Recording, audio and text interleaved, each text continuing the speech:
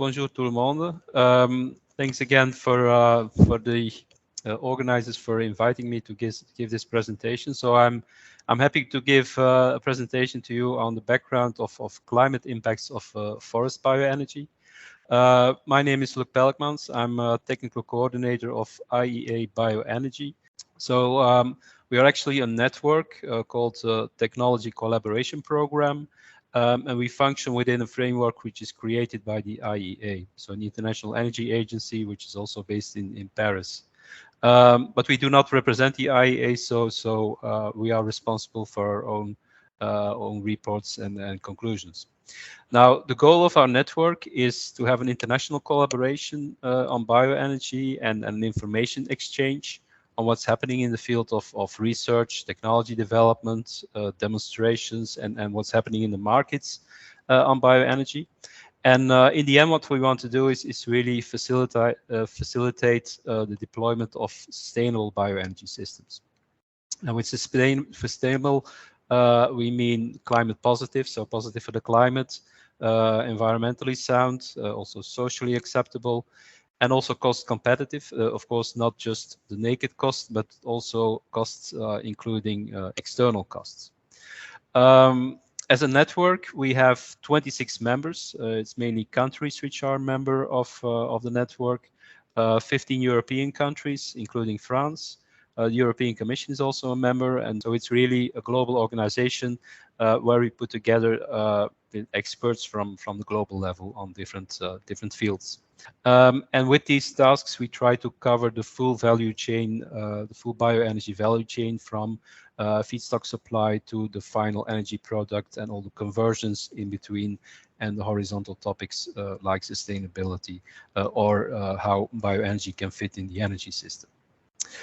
Okay, to come to the topic of my presentation on the climate impact of forest bioenergy.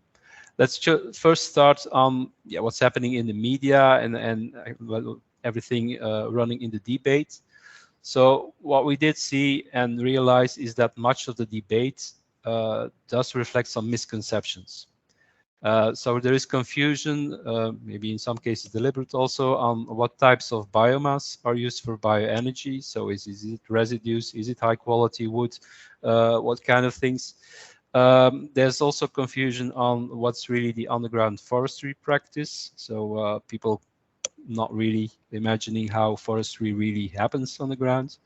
There's confusion on long or versus short-term carbon cycles, on carbon accounting. So there's quite a lot of things and misconceptions also being spread around. Now our task 45, which is the task force on sustainability, has recently developed a scientific article really discussing these misconceptions. And you see the title here. It's been published in GCB Bioenergy in 2021. And I assume that you also get this presentation, so you can click on the link if you would like to see the details on that. But this is kind of the basis of what I'm going to present today. So first, talking about on-the-ground forestry practice. So in many cases, and when you see images in the media, what they present is that they say, well, these forests are being cut down for energy. But in practice, clear cutting forests or parts of forests for energy is just not common practice. Nevertheless, quite many also scientific analysis of let's calculate the carbon impact of forest bioenergy does take this as a basis, that you just cut down a part of your forest for energy. And of course, when they make this analysis, they say, well, you cut down a forest stand for energy, then you replant it. If you do it in a sustainable way, then you wait until it's regrown, and they consider this as a basis for the carbon depth analysis. So they say, well, it takes 50 years to grow back to a stage that we have now, so that is really how long that we have to wait to get it back.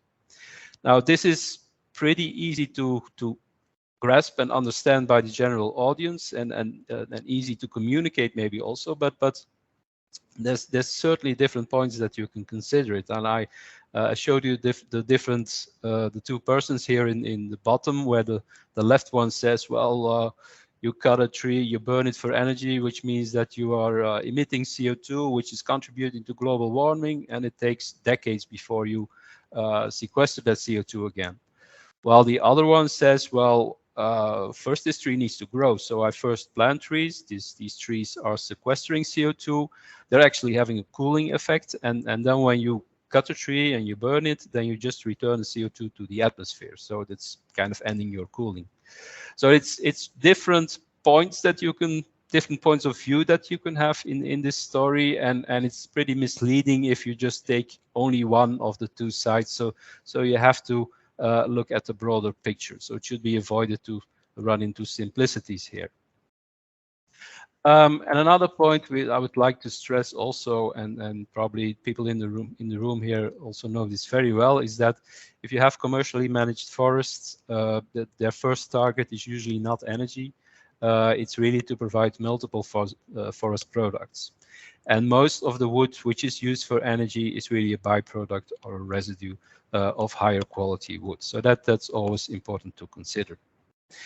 And then, of course, for the climate impacts, you mainly look at CO2. There's also other types of emissions, but CO2 is the main one that you look at.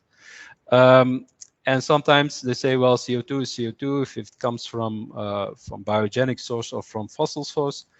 But there is really a fundamental difference between the two, because if you start from fossil fuels, you just dig up carbon which has been stored in the lithosphere, so the deep underground, for hundreds of thousands of years in some cases, and you just put it in the air, while a bioenergy system really operates within the biosphere and the atmosphere system, so between the soils and the plants and the atmosphere, with actually a continuous exchange of CO2. So there is really a fundamental difference between the two.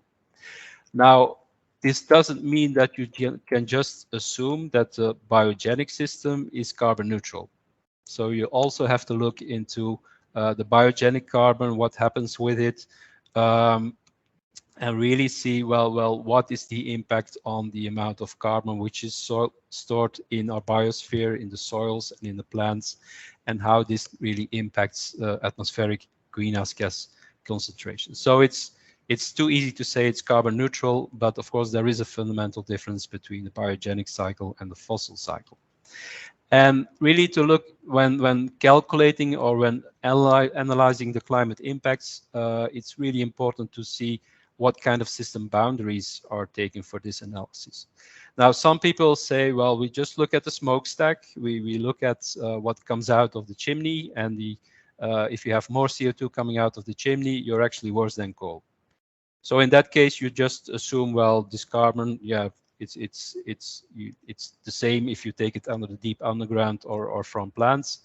But this fundamentally ignores the CO2 uptake from plant growth. So that is really a big criticism on this approach. And we see quite a lot of people or activists taking this approach. Another approach is just looking at the forest. So you consider the forest, the amount of carbon that the forest has, and any harvesting of carbon in that forest is leading to a reduction of carbon in that forest. Again, there is really something being ignored. Is really, yeah, what you do with the wood. Do you replace it? Do you replace fuels, fossil fuels, or materials with a high carbon footprint? That's pretty important. Otherwise, if you say, well, I just look at the forest, then you make this equivalent to taking the harvest, just burning it in next to the forest and ignoring what happens with it. So pretty important, and this is also a too simplistic approach. A third approach is combining the two, so combining the energy conversion and also what's happening in the forest. It's also much better, of course. But in fact, it always assumes, yeah, you harvesting for energy as a basis, and then converting to energy. But in fact, it ignores an interaction with forest products. So they are not in that story. And of course, it's not so easy, but it is quite important. And so, in fact, what you should do is really look at the overall picture, which is the bioeconomy, and which is really looking at the forests, how the forests are managed. So they should be managed according to sustainable forest management principles.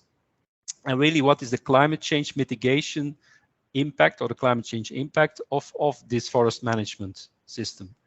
And that provides bioenergy, that provides forest products, so it replaces fossil fuels, but also replaces greenhouse gas intensive materials.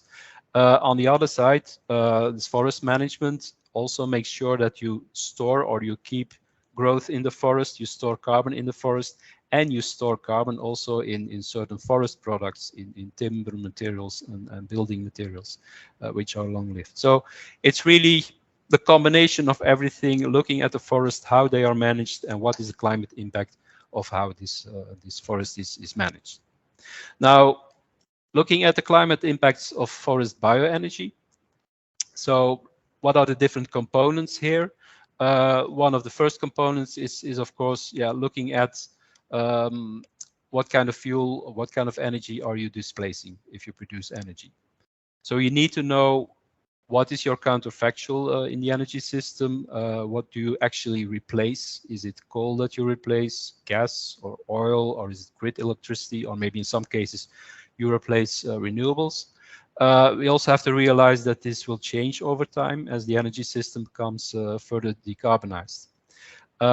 But also what we need to realize is that particularly in applications where fossil fuels are really the alternative, like in aviation fuels, there this greenhouse gas savings really remains high. And you also have effects like in electricity, the balancing work in electricity to complement solar and wind systems, where you need some balancing, which in some cases is natural gas based because that's flexible. And here also bioenergy can provide an alternative which is not fossil based. So that's usually a very positive component of in terms of climate impact. Another thing which you have to calculate is the greenhouse gas emissions in the supply chain. So you have fossil fuel use in harvesting, or fossil fuel or electricity in harvesting, in processing, in transport. These are things that you need to account for. Also an important remark here is that you have a situation now where most transport, harvesting and stuff is running on fossil fuels, but this will also change over time as transport and processing systems move away from fossil fuels. So this is also a dynamic part. And another thing to remark is that looking at supply chain emissions, if you consider them per energy content, per gigajoules, they do tend to be relatively small, even for long distance supply chains. Even if you transport pellets from North America to Europe, it's still limited to 10-15% of what you would normally have with for instance, a coal-based power.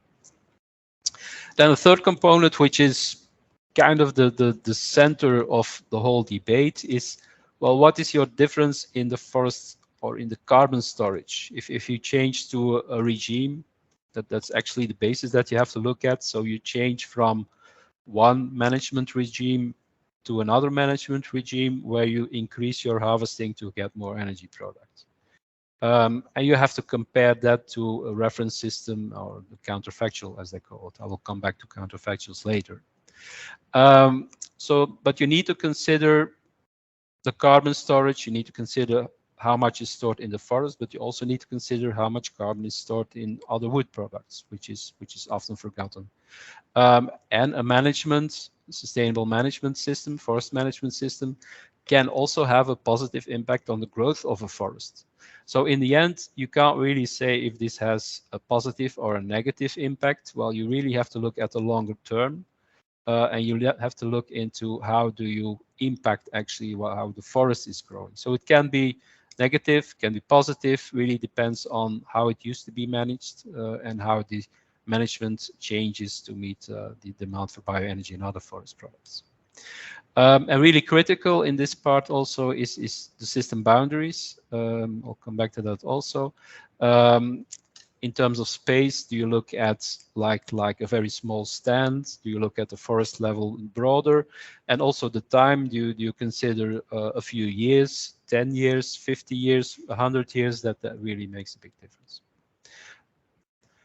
So that was something which is, depending on the case, can be positive, can be negative, but usually it doesn't compensate or doesn't negate everything that you gain with the first part where you displace things.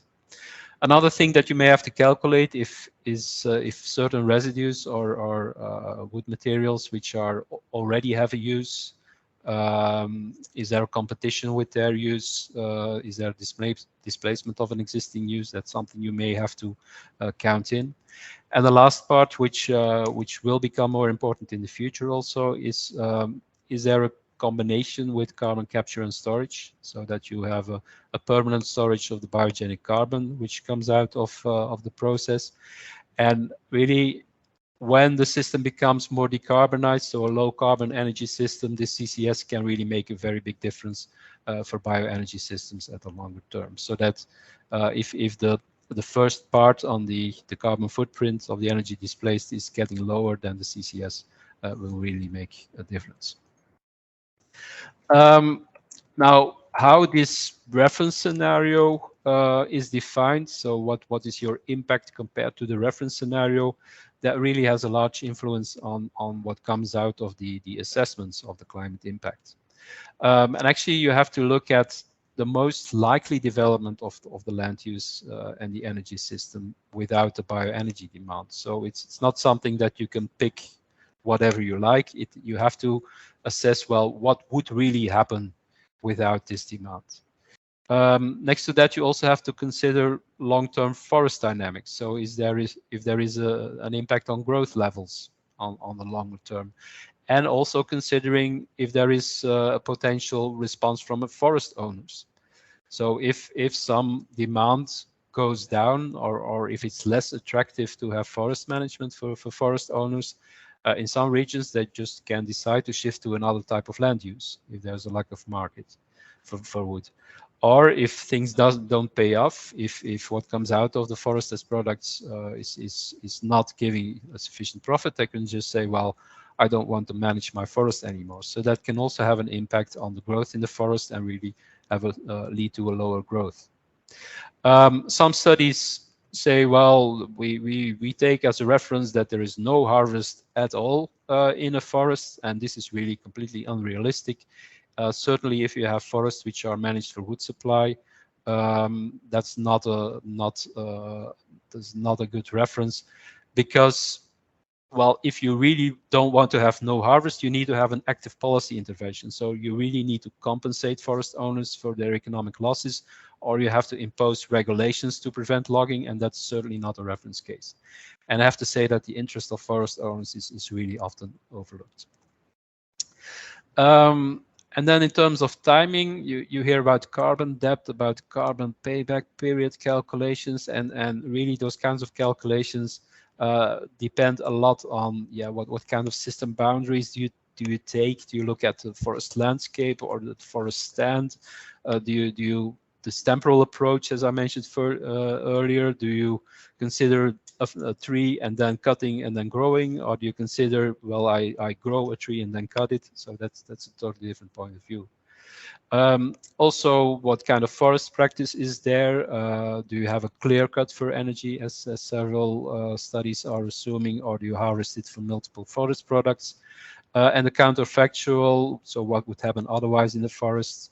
Would you have a forest management for wood production as a reference, or do you think of protection as a reference? And then also the substitution effects are very important, and if these are neglected, it gives a totally different story. So actually, looking at these analyses on carbon depth, carbon payback, there's quite some subjectivity in the choices of the analysis. And what's really important also is to realize that forests are managed at a broader scale than a forest stand. So a forest stand is where you see cuttings in a year that there is a harvest taking place. And in the forest scale, in the broader scale, of the forest, the landscape actually, there is still a continuation of carbon uptake, of management and harvest of replantings. And you see that quite clear here in this picture. It kind of shows a forest landscape more or less, where you have one part or one area where you have harvest, so where we're extracting carbon containing material from the forest. But in other parts, in the younger forest, you have a lot of growth, carbon uptake from the atmosphere, and this carbon uptake is getting smaller once your forests are getting mature. So it's actually kind of a mosaic in the whole landscape where you have different effects. You can also have forest fires, by the way, certainly if forest management is neglected. And then a lot of people say, well, yeah, should we consider things which only give a carbon saving at the long term, and shouldn't we just focus on short-term climate mitigation? And some say, well, if the savings that you have only come after 10 years, we don't consider this an effective mitigation strategy because it's too urgent to take climate action, and you may have tipping points. So if you exceed a certain temperature, that you have additional effects. Now, we have to really, and people have to realize that forests are not managed for a 10-year period. So forests are really managed with a time frame of several decades, and they're not managed on 1 hectare basis, but really at the level of a landscape, so not a forest stand. And also looking into the few years from now, the 10 years from now, it undervalues what the forest can contribute to the medium and long-term climate change mitigation. So climate change mitigation is not just about 2030 or even 2050. It's really at the longer term also in effects which have a very positive impact to 2100 or after 2050 have to be considered. And if you really look into too narrow short-term perspectives, that can make the long-term climate goals more difficult to achieve. So what's really important is to maximize climate impacts. You need to sustain growth in the forests. So the growth, a forest needs to keep absorbing carbon from the atmosphere. That's one of the critical things that you need. This is maybe a little bit difficult picture, but what I want to show here is the difference between short-term and longer term. So let's imagine a forest stand. So here we look at the stand level. This is a typical growth curve. Well, of course, the growth curve depends on the climate, where you are on the soil and stuff. But this is just to give an example, an illustration. So a typical growth curve is where you have first an initial growth and then a full growth with a peak growth. And then after certain maturation, your growth is starting to drop down. And normal foresters, they really know at which point you have the maximum growth per year. So the mean annual growth per year is at its peak point. And usually this is kind of the period where you try to harvest the wood. Now, people can say, well, you shouldn't harvest, so you should let the forest grow further, which it does. So the forest can grow further in the coming years. So it really absorbs carbon again.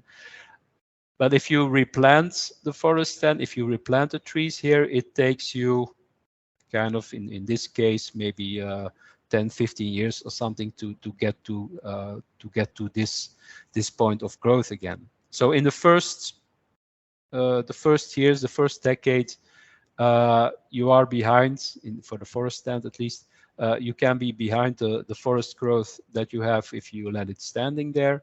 But after the 10 years, you actually absorb much more carbon than you would do if you let this forest mature. So it's really simplistic to look at the first 10 years and to maximize the carbon storage in the first 10 years. So there is really the whole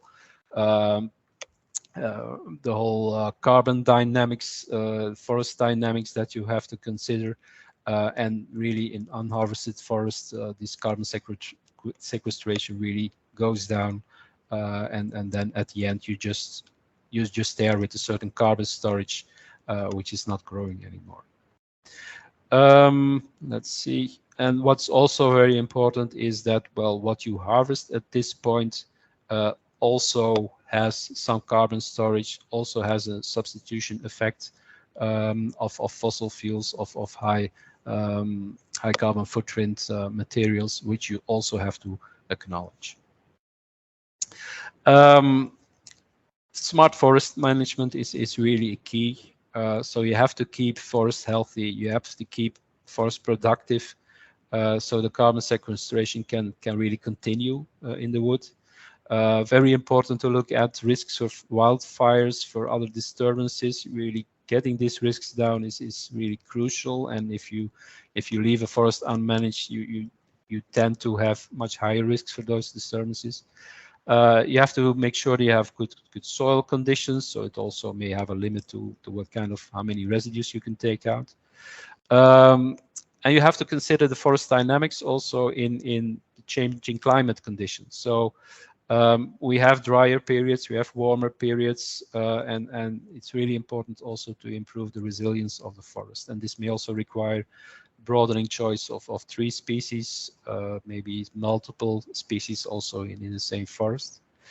Biodiversity is very important. You also need to sustain that. You need to sustain high conservation areas also in the forest. So you need to get to some kind of a compromise between productivity and conservation objectives. But just focusing on conservation also makes you pay in terms of the climate. So you lose some climate impact there. And something I mentioned, so climate impact is not just about storing carbon in the forest. You have to account for carbon storage in forests and in products. And you have to acknowledge the replacement of these high carbon footprint materials and fossil fuels. And as mentioned also somewhere, is the CCS, carbon capture and storage, can really provide an extra asset where you can have additional long-term carbon storage. So coming to my final conclusions. So we really need a rapid transformation of all the sectors of society to phase out fossil fuels. I think that is crucial. I think it's less crucial to have offsets where you say, well, we compensate our fossil fuels with growth in the forest. No, it's really important to phase out fossil fuels as soon as possible. And biomass can have an important role there to reduce fossil fuels, particularly also at the short to medium term, but also at the longer term. Sustainable biomass sourcing, resource efficiency is really a key principle if you talk about harvesting wood, for instance, from forests. So I mentioned forest bioenergy is mainly based on silvicultural residues and side streams in forest industries, and you see quite a number of assessments which make the assumption that forest stands are clear-cut for bioenergy alone. The link of bioenergy with bioeconomy is very important. You produce renewable products and renewable energy, and it's usually coming through a cascaded use based on residues and waste. I really put a focus or an emphasis on methodologies in assessments. There is shortcomings which we see with too narrow system boundaries that take the space too small, the time too short, or the counterfactuals unrealistic. And also want to focus on carbon dioxide removal. So bioenergy combined with carbon capture and storage can really be an important contributor to actually taking out carbon dioxide from the atmosphere. All right, I hope I didn't take too long. These are some links to the background publication and some FAQ documents also on our website. My contacts are there in case you want to reach me or you want to reach out to the network of IEA Bioenergy. I'm free to contact. So happy to answer any of your questions later on. Thanks very much.